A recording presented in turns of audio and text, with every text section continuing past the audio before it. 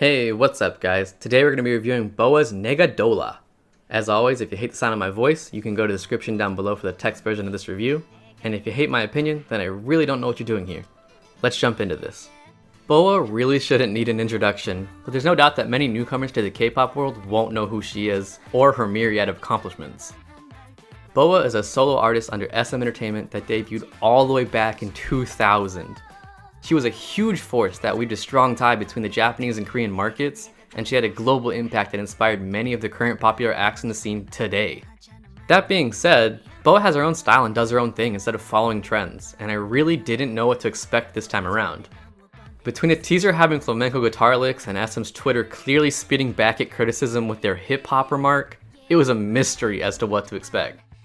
This song kicks off with the soft picking and strumming of the flamenco guitar that we heard in the teaser, while BoA's voice echoes behind it, calling out the title of the track.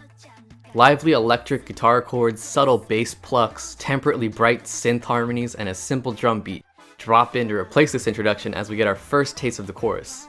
There's a maraca shaking perpetually and a very high-tuned whistling understated beneath the more upfront instruments, but it definitely adds that extra layer of poppy texture.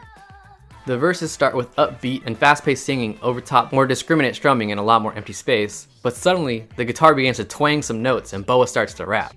She manages to twist this right back into singing, and it creates a very interesting pre-chorus that sounds slick and fresh.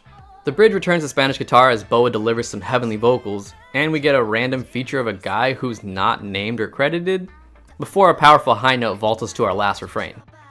As I said earlier, I did not know what to expect, but this is definitely not what I was imagining.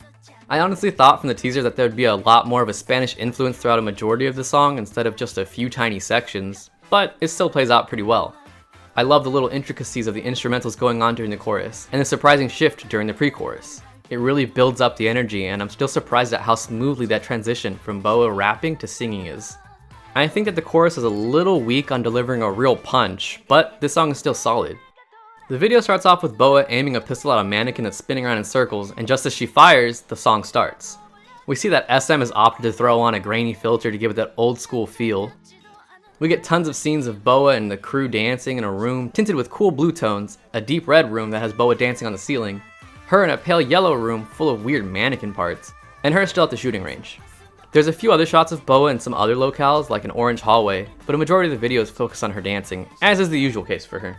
Honestly, if there's anything going on in this video other than BoA just looking as youthful as ever while pretending to shoot a gun or simply showing off the choreography, I didn't catch it. At the same time though, I didn't expect anything else.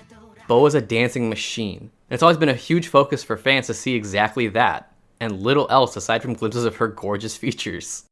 I'm not sure that the pseudo-retro vibe was really necessary for the song or video, but it doesn't detract too much from it overall. I had fun with this music video, though I have to say it's not my favorite from her. Still, the video executes its intention, and BoA did an excellent job flaunting her effortless, charismatic presence as usual.